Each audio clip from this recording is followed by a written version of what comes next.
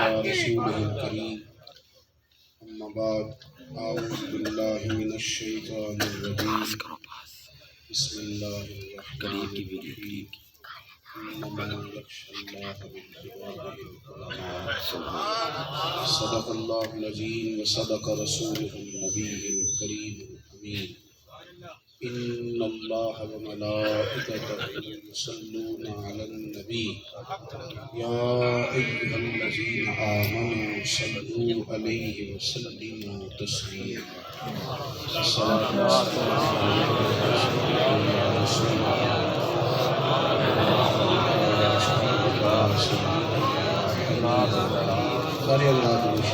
الصلاة والسلام عليك يا سيدي يا رسول الله وعلى آلك وصحبك يا سيدي يا حبيب الله.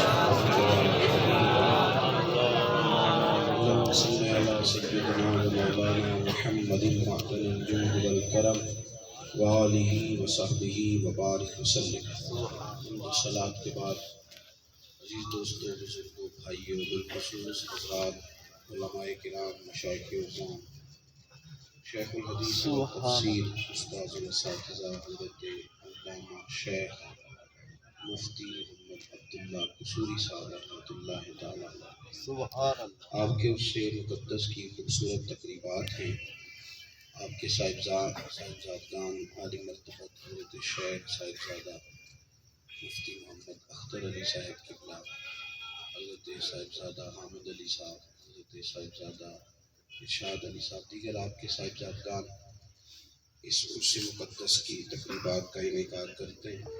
پہلے بھی مجھے حاضری کا موقع نصیب ہوا. اللہ تعالیٰ آپ کے صاحبزادگان کو برکات عطا فرمائے. علم جو ہے نا، اس کا معنی جاننا ہوتا ہے. انسان کو جب کسی چیز کا پتہ چل جاتا ہے، اس کے بارے میں جب جاننے لگ جاتا ہے، تو اس کی شعور کی آنکھیں کھل جاتی ہیں. اللہ تبارک و تعالیٰ جب کسی بندے کو علم دیتا ہے، شعور دیتا ہے، پھر وہ محسوس کرتا ہے کہ مجھے کس چیز سے محبت کرنی ہے، کس چیز سے پرہیز کرنی ہے، کس چیز سے مجھے ڈرنا ہے. ارشاد فرمایا کہ انما یخشی اللہ من عبادہ العلماء، اللہ کے بندوں میں سے جو عالم ہیں وہ اللہ سے ڈرتے ہیں. صاحب علم لوگ جو ہوتے ہیں وہ خشیت والے. حضرت عبداللہ ابن مسعود رضی اللہ تعالیٰ عنہ ارشاد فرماتے ہیں، قاضی ثناء اللہ صاحب پانی پتی رحمۃ اللہ علیہ نے تفسیر مظہری میں اسی آیت کے تحت لکھا ہے. حضرت عبداللہ ابن مسعود رضی اللہ تعالیٰ عنہ فرمایا کرتے تھے کہ کثرت کیلو کال کا نام علم نہیں. بہت زیادہ باتیں کرتے ہیں، بہت باتیں کرتے ہیں، کسی کو بولنے ہی نہیں دیتے. ہاں پر آپ کمنٹ کرتے ہیں، اس کا نام علم نہیں.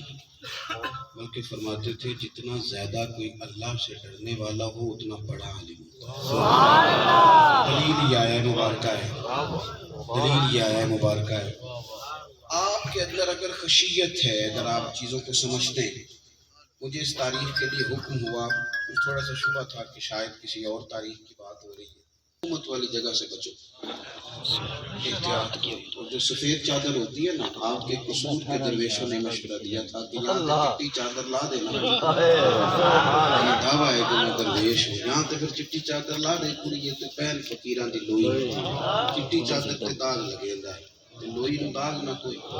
میں نے یہ ضروری سمجھا کہ تھوڑی دیر کے لیے ہی صحیح حاضری ہو جائے. لوگوں کو سمجھانا بڑا مشکل ہو گیا. علم کی ترویج بھی ابھی آپ سن رہے تھے ماشاءاللہ، اور میں پریشان تھا کہ اتنے پرجوش کتاب کے بعد اتنا ڈھیلا ڈھالا آدمی چلے گا کیسے. میں چند باتیں جو کہ میرے ذمہ ہیں میں نے عرض کرنی ہے. علم کا شوق پیدا کرنا بھی بڑا ہی ضروری ہے. یعنی کسی کو عالم بنا دینا بھی کمال ہے، لیکن اگر ہم علم کا شوق پیدا کرنے میں کامیاب ہو جائیں نا، بس یہ شوق پیدا کر دیں کہ علم حاصل کرنا چاہیے، شوق پیدا ہو جائے تو کچھ لوگ محنت کر کے بھی بہت ساری چیزیں حاصل کر لیں. ہمارے بزرگ تو فرمایا کرتے تھے کہ جب ہم کسی کو درسیات کی ڈگری دیتے ہیں کہ اس نے درس نظامی پڑھ لیا ہے، تو اس کا معنی یہ نہیں ہے کہ وہ عالم ہو، بلکہ فرماتے ہیں تو اسے طریقہ آیا ہے کتابیں پڑھنے، اسے سلیقہ آیا ہے کہ اس نے غوطہ زنی کیسے کرنی، گوہر نایاب کیسے حاصل کر کے آگے اس نے پہنچانے. دیکھیں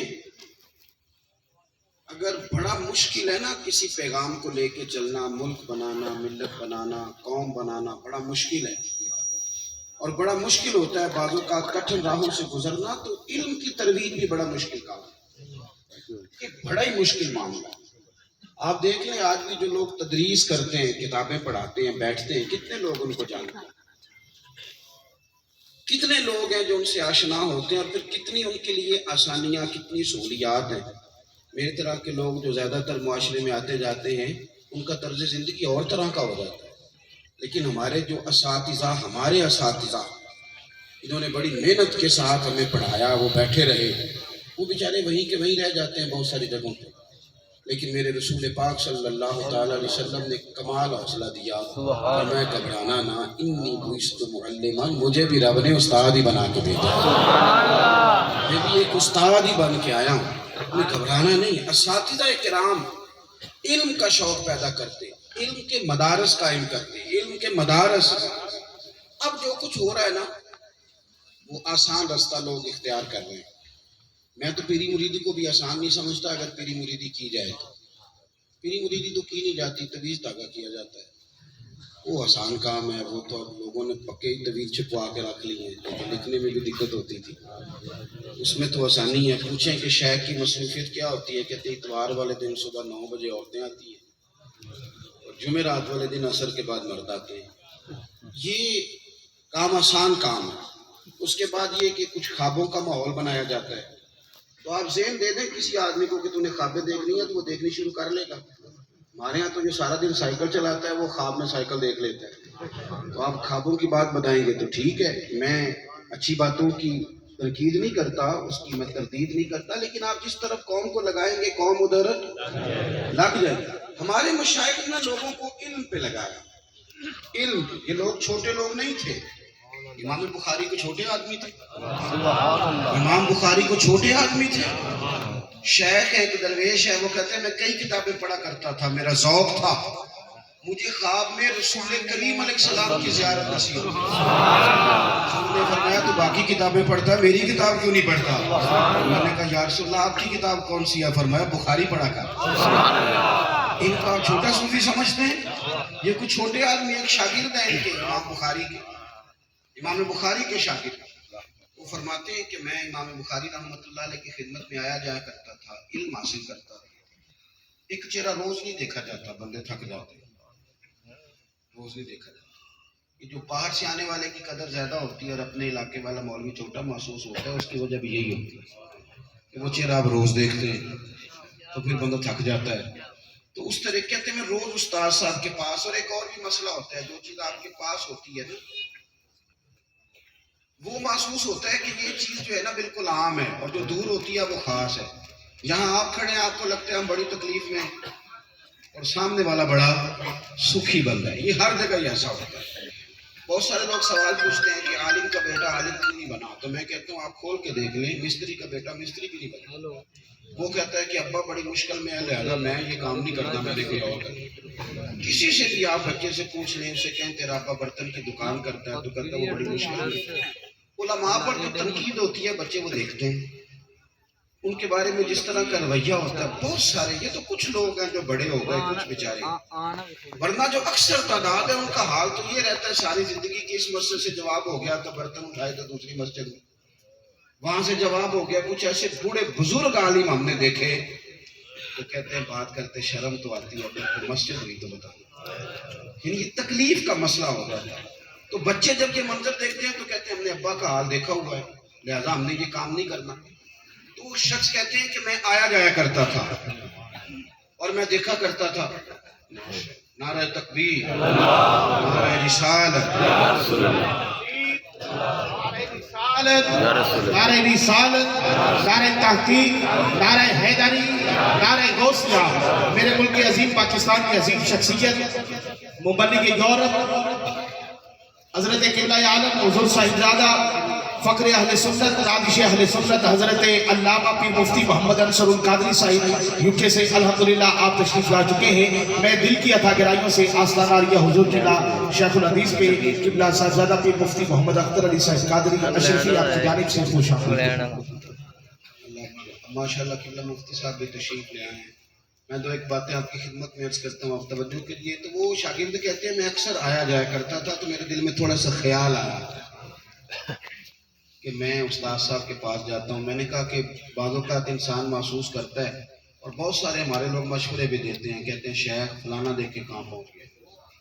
بہت سارے شاگرد استادوں کو اور بہت سارے مرید اب تو پیروں کو مشورے دیتے ہیں کہ وہ دیکھے کہاں پہنچ گیا, آپ بھی ذرا اسی طرح کے بنے. میرے دل میں بھی تھوڑے سے خیالات تھے, قربان جائیں. کہتے ہیں مجھے مدینے والے محبوب کی زیارت نصیب ہوئی. حضور نے فرمایا کہ تم جاتا ہے نا محمد بن اسماعیل بخاری کے پاس تو آنا جانا چھوڑنا نہ, وہاں جاتے رہے. سبحان اللہ. کہ یہ ہمارے بزرگوں نے نا جو تدریس کے کام کیے, مدارس قائم کیے. مدرسہ قائم کرنا آج بھی خاصا مشکل ہے. اگر قائم کر بھی لیا جائے تو اس کو چلانا بڑا مشکل کام ہے. چندے کئی دفعہ آ جاتے ہیں, طالب علم ہی نہیں آتے, توجہ ہی نہیں رہی لوگوں کی. وہ خاص ذوق, وہ علمی جو ہم لوگوں نے پیدا کرنا تھا, جو ہماری طبیعتوں میں ہونا چاہیے تھا, وہ ہم نے بنایا نہیں.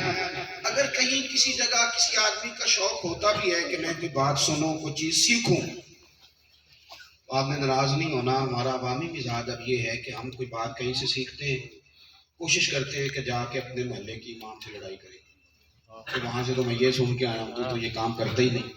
میں نے ایک جمعے میں فتاوی رضویہ شریف سے ایک حدیث پاک پڑھی. نبی پاک صلی اللہ علیہ وسلم نے فرمایا کہ آخری دور میں دین کا کام بھی دین و دینار کے ساتھ ہو.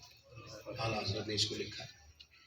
کچھ لوگ میرے پاس جمعے کے لیے آئے ہوئے تھے, کہیں پیار سے آ گئے, مجھے کہنے لگے ہمارے مولانا کو تو 14 سال ہو گئے, انہوں نے تو کبھی یہ روایت نہیں سنائی. ایسا ہی واقعہ کہیں اتفاق سے میرے پاس نشانی رکھی ہوئی تھی, میں نے انہیں کھول کے دکھائی تو کہنے لگے اس کا مطلب ہے ہمارے مولانا کا مطالعہ ہی کمزور ہے. تو یہ بھی ایک ٹرک ہوتا ہے, آپ ایک دکاندار کے پاس جا کے دوسرے کی شکایت کریں نا کہ وہ بڑا نکما مال دیتا ہے, تو دوسرا دکاندار بڑا راضی ہوتا ہے. حالانکہ اسے یہ نہیں پتا کہ یہ جب دوبارہ اس کے پاس جائے گا تو تیرا بھی وہی حال کرے گا جو اس کا کر رہا ہے تیرے ساتھ. کہا جناب آپ, انہوں نے تو پھر کبھی, تو میں نے کہا بھائی کتنی تنخواہ دیتے ہو؟ 10,000. تو میں نے کہا جس کتاب سے پڑھی آپ کتاب ہی 14,000. آپ اس طرح کریں, تنقید کرنے کی بجائے مولانا کو کتاب خرید کے دیں. سبحان اللہ. آپ ان سے کہیں اس کو پڑھیں, اس کا مطالعہ کریں. ہم نے یہ کیا ہے کہ وہ جو ہمارا ذوق علمی, اور پھر ترمذی شریف میں یہ حدیث موجود ہے, اللہ کے پیارے حبیب صلی اللہ علیہ وسلم نے فرمایا جس بندے نے اس لیے حاصل کیا نا کہ جاہلوں پہ روب جمائے گا یا علماء سے بحث کرے گا, اسے تو اللہ جنت کی خوشبو بھی عطا نہیں کرے گا. اگر اس لیے علم پڑھا کہ وہ آپ بحث کے لیے ہر چیز کو کیا حاصل کریں گے, بحث کے لیے ہر چیز کو حاصل کیا جائے گا. ذوق آپ کا علمی ہو, آپ جائیں, آپ سیکھیں. بہت سارے لوگ ایسے تھے جو باقاعدہ کسی استاد صاحب کے پاس بیٹھ کے اسباق نہیں پڑھ سکے, لیکن شوق تھا, مزاج علمی تھا, جاتے تھے, باتیں سیکھتے تھے, حاصل کرتے تھے. اس لیے سرور کائنات صلی اللہ علیہ وسلم نے فرمایا عالم بنو یا علماء کے شاگرد بنو یا علماء کے پاس بیٹھنے والے بنو. یہاں فرمایا علماء سے محبت کرنے والے بن جاؤ. سبحان اللہ. یا رسول اللہ.